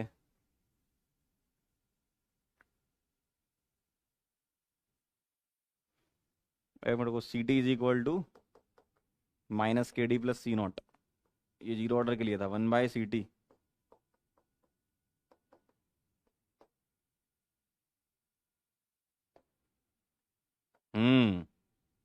ये जो ग्राफ है इसमें करेक्शन होगा बेटी, ऐसा।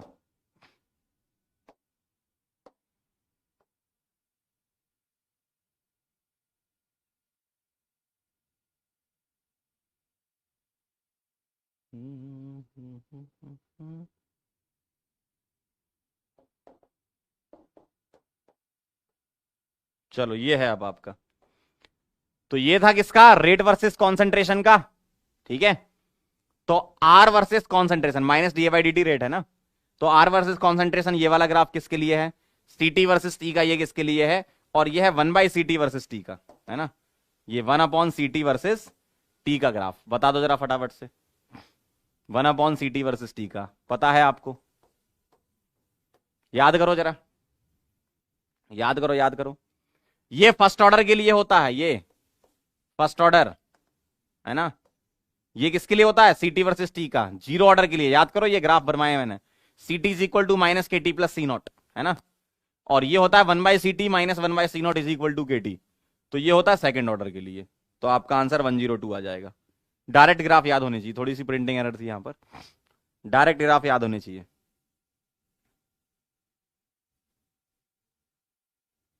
ठीक है, डन। आगे होंगे आंसर सबके, काफी लोगों के आंसर आ चुके हैं, बहुत बढ़िया। अब आप हमको बताएं, एक बार चेक कर लूं जरा ग्राफ।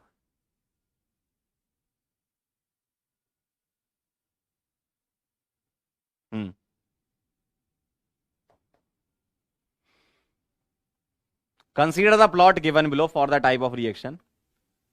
आपको हाफ लाइफ निकालना है, ठीक है, और ये ए नॉट इन्होंने इनिशियल कॉन्सेंट्रेशन दे रखी है, ठीक है, यहां नॉट लगा लो। चलो, किस ऑर्डर के लिए ऐसा होता है बताओ? सिंपल सिंपल चीज है।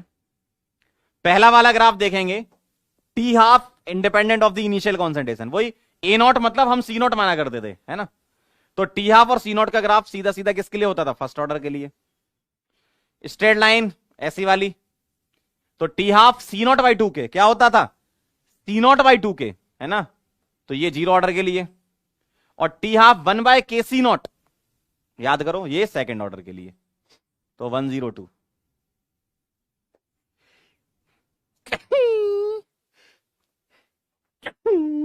सॉरी स्क्वायर, सही है।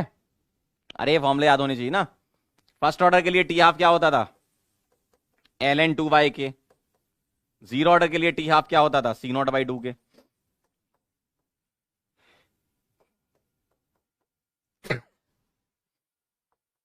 सॉरी क्यूब, ऐसा देखो, क्लियर, क्लियर है एकदम। चलिए भाई आगे चलते हैं। अगला question, for a zero order reaction the plot of concentration a minus x versus time is linear with, उन्होंने a माइनस एक्स कॉन्सेंट्रेशन बोल दी है, ठीक है, हम उसको मोल के फॉर्म में लिया करते थे, इसका मतलब हम इसको सीटी बोल सकते हैं ना।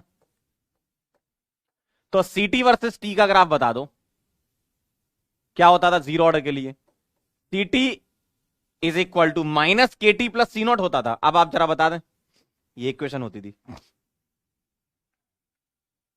बता दें जरा फटाफट से। सीटी is equal to minus K T plus C not, ये इक्वेशन है। तो बताओ पॉजिटिव स्लोप है, नेगेटिव स्लोप है, क्या है, स्लोप नेगेटिव है, स्लोप क्या है माइनस के, तो स्लोप क्या हो गया नेगेटिव, और इंटरसेप्ट क्या है सी नॉट, तो इंटरसेप्ट क्या है पॉजिटिव, सही बात है।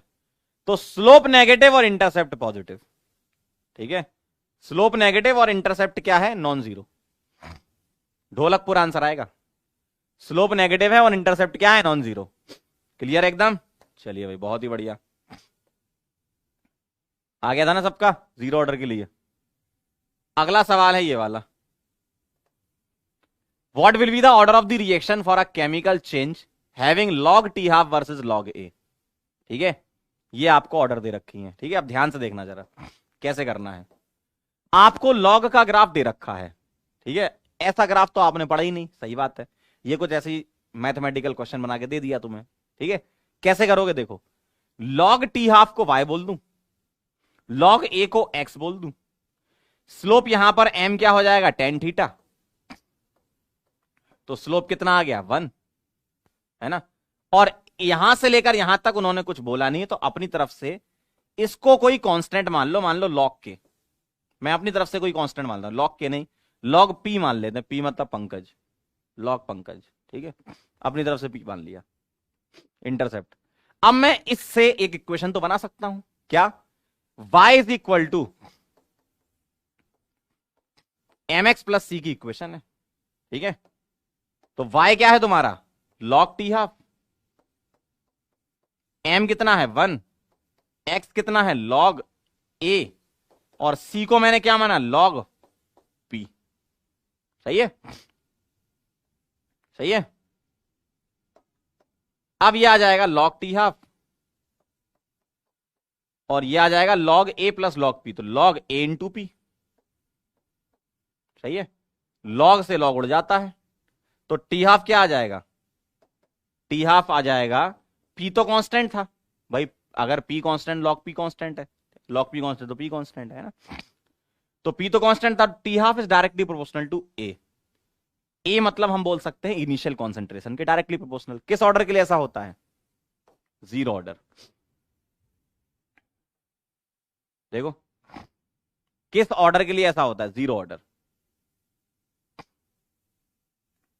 देखो, अरे भाई हमने इससे एक इक्वेशन बना ली, y is equal to M X plus C, Y किसे मान लिया log टी हाफ को, m स्लोप हो गया 45 डिग्री तो 1 होता है, 1 हो गया, x एक्सिस पर क्या log a, तो log a लिख दिया, मैंने इंटरसेप्ट कुछ नहीं दिया था log p मान लिया, तो log T half is equal to log a plus log b का फॉर्मूला लग जाएगा यहाँ log a इंटू बी, है ना, log से log उड़ गया, टी हाफ क्या आ गया ap, मतलब directly proportional to a, T half is directly proportional to initial concentration, किसके लिए हुआ करता था, जीरो ऑर्डर रिएक्शन के लिए, क्लियर है एकदम, जीरो ऑर्डर रिएक्शन के लिए, एकदम सही जवाब काफी लोगों का, बहुत बढ़िया। वन लास्ट क्वेश्चन, इसको भी कर लो। सिमिलर इसी टाइप का ही है, सिमिलर इसी टाइप का ही है। और यहां जो एंगल 45 दिया है तो स्लोप दे ही रखा है, तो इसको हटा दो, इसका कोई मतलब ही नहीं। खैर स्लोप दे ही रखा -1। सिमिलर इसी ट्रेंड पर ये सवाल है, करके बताएं जरा। आपको मैंने पीछे वाला सिखा दिया ना, ये वाला आप करके बताओ। log t half log a, और अब की बार स्लोप -1 है। A graph between log t half and log a, एफसीसा बोलते हैं इसको, है ना। अब बीइंग क्या लिखा है, log a the initial concentration of a in the reaction for reaction a से product the rate law is. अच्छा, रेट लॉ बताना है। A being the initial concentration उन्होंने बोली है, वो ये पहले मोल मानते थे, उसको तुम कॉन्सेंट्रेशन मान सकते हो, कोई दिक्कत नहीं। बताओ, सिमिलर उसी ट्रेंड पे चलेंगे। आइए जरा, सेम वैसा ही करना है। वाई, ये एक्स स्लोप हो गया आपका -1, और इसको मान लिया लॉग पंकज। तो अब क्या हो जाएगा, log t half is equal to -m into X plus C. सही बात है। अरे y is equal to -mx plus C का ग्राफ है ये, तो मैं क्या लिख दूंगा, log t half, log t half. ठीक है, अब मैं लिखूंगा log p minus log a, तो log p बाय a लिख दूं मैं। भाई log a अपॉन b का formula log a minus log b, log से log उड़ा दूं। मैं लिख सकता हूं t half is inversely proportional to initial concentration, और ये किसके लिए होता है, सेकंड ऑर्डर। तो सेकंड ऑर्डर के लिए तुम्हें रेट लॉ बताना है, तो -da/dt is equal to Chennai answer. देखो आपके सामने लिखा है,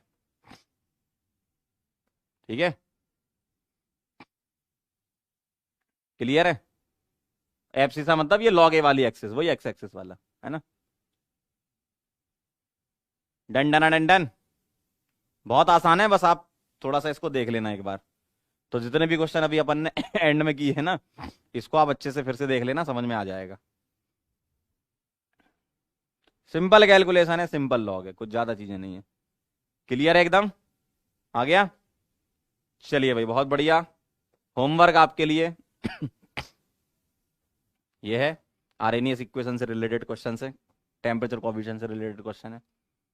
ठीक है, टॉपिक वाइज क्वेश्चन में आपको ये मिल जाएंगे। और जाते जाते हम आपको बोल दें जरा, थैंक यू सो मच, आप यहाँ पर आए और आपने हमसे आरएनएस इक्वेशन पढ़ा, टेम्परेचर डिपेंडेंस पढ़ा, और कुछ प्रैक्टिस भी करी क्वेश्चन की। उसके लिए बहुत बहुत धन्यवाद। आते रहा करो। और दूसरी बात ये कि बेटा रिवीजन करते रहो। कई लोग पढ़ते नहीं है, सीधे मुंह उठा के चले आते हैं। जो भी पढ़ाया जा रहा है उसको देखो तो लेक्चर को, भाई तुम बस यहीं देखते हो और बस एंजॉय करते हो अपना। भाई एक ऐसा नहीं है कि भाई क्लास में आपने पढ़ लिया हो गया, क्लास के बाद भी आपको पढ़ना पड़ेगा, तभी तो दिमाग में चीजें जाएंगी, तो वो वाला काम कर लिया करो, है ना। क्लियर है एकदम। और नेक्स्ट टाइम पे अपन कोलिजन थ्योरी वगैरह पढ़ेंगे, लगभग केमिकल काइनेटिक्स एंडिंग की तरफ ही अपना, वैसे भी जितना पढ़ाया उतना आप अच्छे से तैयार करके जाएं। आज का लेक्चर आपके लिए इंपॉर्टेंट था, आरएनएस इक्वेशन, टेम्परेचर डिपेंडेंस, ये बहुत इंपॉर्टेंट है। प्रेशर वाला उतना इंपॉर्टेंट नहीं था, पिछला लेक्चर जो था। आज का लेक्चर इंपॉर्टेंट है, इसको तैयार कर लेना, जो जो चीजें सिखाई हैं। ठीक है, चलो बेटा निकलते हैं, फिर मिलते हैं नेक्स्ट लेक्चर में, तब तक के लिए ओके बाय।